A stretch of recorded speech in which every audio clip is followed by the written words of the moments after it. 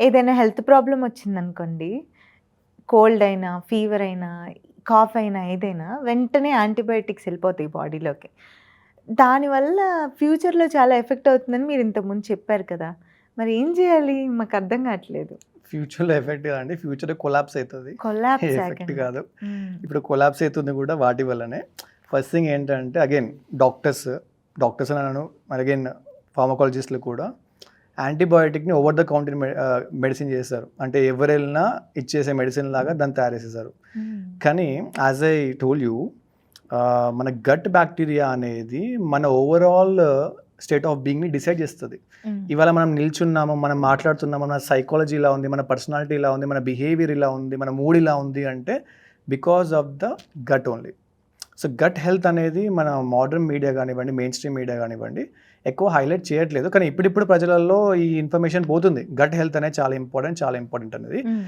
కానీ ఇంపార్టెంట్ అని తెలుసు, కానీ మీరు ఆపేయాల్సినవి ఆపేయట్లేదు. మీరు just you know that gut health is important. But యాంటీబయాటిక్ని మీరు ఎలిమినేట్ చేయకుండా గట్ హెల్త్ ఇంపార్టెంట్ అంటే అది కరెక్ట్ కాదు. సో యాంటీబయాటిక్ ఏం చేస్తుందంటే బేసిక్గా first I'll tell you how our gut is composed of. So మన గట్లో కొన్ని ట్రిలియన్స్ ఆఫ్ సెల్స్ ఉంటాయి అన్నమాట. దాంట్లో గుడ్ మైక్రోబ్స్ ఉంటాయి, బ్యాడ్ మైక్రోబ్స్ ఉంటాయి. మైక్రోబ్స్ అంటే మళ్ళీ మీకు bacteria, fungi, virus, pathogens, parasites అన్నీ కలిసి ఉంటాయి ఇంకా. సో మనకి commensal, obligative, opportunistic, facultative, pathogenic microbes ఇలా అన్నీ కలిసి ఉన్నప్పుడు అది ఒక ఎకోసిస్టమ్ని క్రియేట్ చేసుకుంటుంది. సో దీంట్లో కొన్ని బ్యాడ్ ఉంటుంది, కొన్ని గుడ్ ఉంటుంది. కమెన్సల్ బ్యాక్టీరియాలో మనకి మోస్ట్లీ బిఫిడో బ్యాక్టీరియము, లాక్టోబాసిలస్ ఇవి 90% గుడ్ బ్యాక్టీరియా. అంటే 90% ఆఫ్ ద గుడ్ బ్యాక్టీరియాలో ఇవి రెండు ఉంటాయి, లాక్టోబాసిలస్ అండ్ బిఫిడో బ్యాక్టీరియం. దీంట్లో మళ్ళీ స్ట్రెయిన్స్ ఉంటాయి, సపరేట్ కింగ్డమ్ స్ట్రెయిన్స్ ఉంటాయి డిఫరెంట్వి. సో ఏమవుతుందంటే మీకు ఎప్పుడైనా ఇన్ఫెక్షన్ వచ్చింది అనుకోండి, చిన్నది వైరల్ ఇన్ఫెక్షన్ కానివ్వండి, కోల్డ్ కానివ్వండి, సో మీరు యాంటీబయాటిక్ అడ్మినిస్టర్ చేసినప్పుడు ఆ బ్యాడ్ ప్యాథోజన్తో పాటుగా, బ్యాడ్ వైరస్తో పాటుగా మీకు గుడ్ మైక్రోబ్స్ కూడా చనిపోతూ ఉంటాయి. మీరేమనుకుంటారు, సరే మళ్ళీ మనం ప్రోబయాటిక్స్ తీసేసుకొని రీఇనోక్యులేట్ చేసుకుంటాం కావచ్చు అని అనుకుంటారు. కానీ మీరు ఆల్రెడీ చాలా స్ట్రెస్ఫుల్ లైఫ్లో ఉన్నారు. మీ ఫుడ్లో న్యూట్రిషన్ ఉండదు, మీ గట్ హెల్త్ ఆల్రెడీ పాడైపోయి ఉంటుంది, హార్ట్ హెల్త్ ప్రాపర్గా ఉండదు, మూమెంట్ ఉండదు, మెటబాలిజం ప్రాపర్ ఉండదు, హార్మోన్స్ ప్రాపర్గా ఫంక్షన్ అవ్వవు. మీరు పోయినంత ఈజీగా మరి తెప్పించుకోలేరు. మీరు ఎంత ప్రోబయాటిక్స్ ఇచ్చినా కూడా మీకు డైజెషన్ క్యాపబిలిటీ లేదనుకోండి, మీ గట్ ఇంటిగ్రిటీ డ్యామేజ్ అయింది అనుకోండి already bad bacteria colonisation start అయిపోయింది అనుకోండి, అప్పుడు ప్రాబ్లం అవుతుంది. అండ్ అన్ని మైక్రోబ్స్, బ్యాడ్ మైక్రోబ్స్ యాంటీబయాటిక్తోనే చనిపోవు. కొన్ని బయోఫిలిం తయారు చేసుకుంటూ ఉంటాయి వాటి చుట్టూ. బయోఫిలిం అంటే ఏంటంటే వాటి చుట్టూ షీల్డ్ తయారు చేసుకుంటుంది, లైక్ క్యాండిడా ఆల్బికన్స్. సో ఇదేంటంటే ఫంగస్కి సంబంధించింది. ఇది ఏం చేస్తుందంటే తెలివిగా దాని చుట్టూ ఒక బయోఫిలిం ఏర్పరచుకుంటుంది. మీరు ఎంత యాంటీబయాటిక్స్ ఇచ్చినా కూడా అది రెసిస్టెంట్ అయిపోతుంది దానికి. సో ఇవి మనుషుల కంటే తెలివైనవి.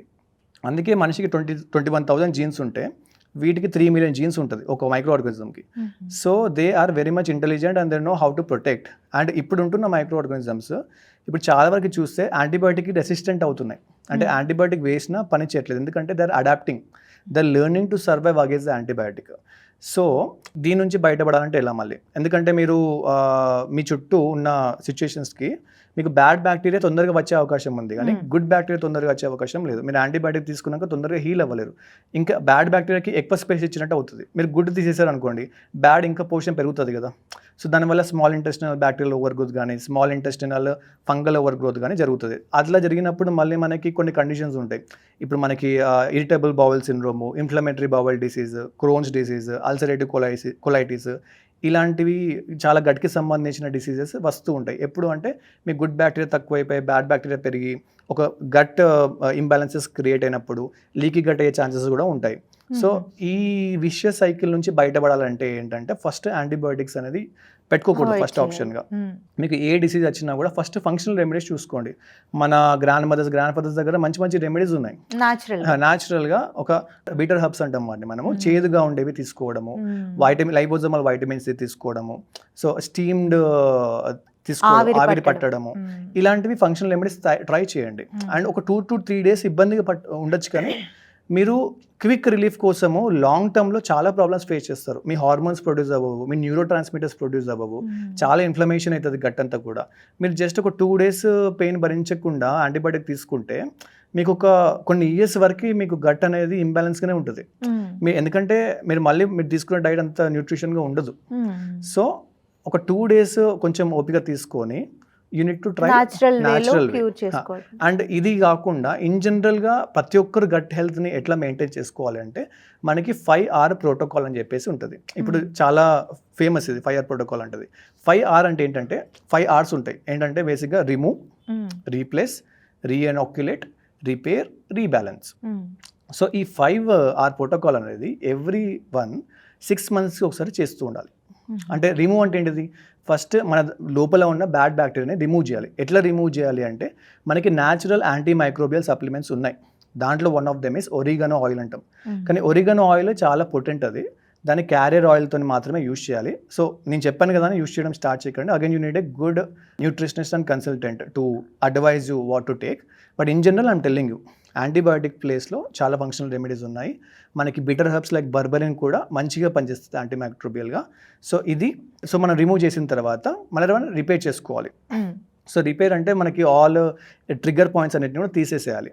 ఏవైతే మనకి ట్రిగర్ చేస్తున్నదో బ్యాడ్ బ్యాక్టీరియా రావడానికి, ఎన్వైర్మెంటల్ ట్రిగ్గర్స్ కానివ్వండి, టాక్సిన్స్ కానీ రిమూవ్ అవి తీసిన తర్వాత మళ్ళీ రీఎనాక్యులేట్ చేసేసుకోవాలి. రీఎనాక్యులేట్ ఏంటంటే మళ్ళీ కొత్త బ్యాక్టీరియాని మనం ప్రోబయాటిక్స్ ద్వారా, ప్రీబయాటిక్స్ ద్వారా, సింబయాటిక్స్ ద్వారా మళ్ళీ రీఎనాక్యులేట్ చేసుకోవాలి. దాని తర్వాత రిపేర్ చేసుకోవాలి. సో రిపేర్ చేసుకున్న తర్వాత మళ్ళీ రీబ్యాలెన్స్ చేసుకోవాలి. కంప్లీట్లీ ఒక స్ట్రక్చర్డ్ డైట్ ఫాలో అయ్యి, ఇన్ఫ్లమేటరీ డైట్ ఫాలో అవ్వకుండా యాంటీ ఇన్ఫ్లమేటరీ డైట్ ఫాలో అయ్యి, సీడ్ ఆయిల్స్ మానేసి, processed food, high sugar food ఇవన్నీ మానేసి వాటిని మళ్ళీ కాపాడుకోవాలి మనం. ఇవన్నీ గట్ హెల్త్ బాగుండడానికి చెప్పారు. ఓకే, అమ్మో ఇప్పటికే మేము చాలా ఇయర్స్ నుంచి టాబ్లెట్లు వేసేసుకునే ఉన్నాం కాబట్టి ఆల్రెడీ ఒకవేళ గట్ హెల్త్ పాడైపోయింది అనుకోండి, అది ఏదైనా ఆర్గాన్స్ మీద ఎఫెక్ట్ చూపిస్తుందా లేకపోతే? 100% ఇప్పుడు మీ గట్ అనేది ప్రాపర్గా లేదనుకోండి, మీ dopamine production, serotonin production, short chain fatty acids అని అంటాము, అండ్ ఈవెన్ మీ థైరాయిడ్ ఇంబ్యాలెన్సెస్, ఈవెన్ పీసీఓఎస్కి కూడా లింక్ ఉంది గట్ బ్యాక్టీరియా అనేది. ఎందుకంటే పీసీఓఎస్కి we'll again do a good video for that. But పీసీఓఎస్కి కానివ్వండి, చాలా చాలా చాలా ఇప్పుడు మీకు యూజువల్లీ మీ లైఫ్ స్టైల్ డిసార్డర్స్ అన్నీ కూడా గట్ నుంచే స్టార్ట్ అవుతుంది. Any disease you take that will start from the gut only. ఎందుకంటే ప్యాథోజన్ ఎంటర్ అవ్వాలన్నా ఆర్ న్యూట్రిషన్ లోపలికి వెళ్ళాలన్నా కూడా గట్ నుంచే జరుగుతుంది. సో ఏమవుతుందంటే గుడ్ బ్యాక్టీరియా లేనప్పుడు మీ గట్ ఇంటిగ్రిటీ అనేది డ్యామేజ్ అవుతుంది. మన గట్లో ఎలా ఉంటుందంటే ఎపిథీలియల్ సెల్స్ ఉంటుంది, దాని తర్వాత ఫస్ట్ మనకి అవుటర్ మ్యూకస్ మెంబ్రేన్ ఉంటుంది, ఇన్నర్ మ్యూకస్ మెంబ్రేన్ ఉంటుంది, ఎపిథీలియల్ సెల్స్ ఉంటుంది, దాని కింద లామినా ప్రాప్రియా అని చెప్పేసి ఒక మన లేయర్ ఆఫ్ ద ఇంటెస్టిన్ ఉంటుంది. సో మనం ఆల్కహాల్ తీసుకున్నా, స్మోకింగ్ చేసినా, బ్యాడ్ డైట్ మెయింటైన్ చేసినా ఈ మ్యూకస్ లేయర్ అనేది మెల్లిమెల్లిగా ఫ్లష్ అవుట్ అయిపోతూ ఉంటుంది, ఈవెన్ యాంటీబయాటిక్ వల్ల కూడా. బికాస్ ఈ మ్యూకస్ అనేది గుడ్ బ్యాక్టీరియా మెయింటైన్ చేస్తుంది కాబట్టి. సో ఇవి ఫ్లష్ అవుట్ అయిపోయిన తర్వాత మీకు ఎపిథీలియల్ అండ్ ఈ లామినా ప్రాప్రియా ఫ్రీగా ఎక్స్పోజ్ అవుతుంది ఇంటిగ్రిటీ డ్యామేజ్ అయినప్పుడు. So this can lead to leaky gut. మీ గట్లో ఉన్న ప్యాథోజన్స్ కానివ్వండి, మైక్రో ఆర్గానిజమ్స్ కానివ్వండి, బ్లడ్లోకి వాటికి వే దొరుకుతుంది. సో ఆ ప్యాథోజన్స్ మీ బ్లడ్ని ఫ్రీగా వాడేసుకుంటుంది మొత్తం. సో మీ ఆల్రెడీ మీకు వనరబుల్ ఉన్న ఏరియా దగ్గర it might start infecting that area. So infection అనేది బాడీ అంతా స్ప్రెడ్ అవ్వచ్చు. So that's why leaky gut అనేది one of the dangerous thing. అది ఎలా స్టార్ట్ అవుతుంది అంటే ఇలానే మీరు ఆల్రెడీ యాంటీబయాటిక్స్ తీసుకొని దాన్ని రిపేర్ చేయలేదు అనుకోండి ఇంకా, సో అది ఇలాంటి థింగ్స్ అయ్యే ఛాన్సెస్ ఉన్నాయి. సో ఇమీడియట్లీ యాంటీబయాటిక్ తీసుకున్న వెంటనే మీరు మళ్ళీ ప్రోబయాటిక్స్, ప్రీబయాటిక్స్, సింబయాటిక్ సప్లిమెంటేషన్ అనేది మళ్ళీ యాడ్ చేయాలి కంపల్సరీ, రీబ్యాలెన్స్ చేసుకోవాలి. Right, thank you sir.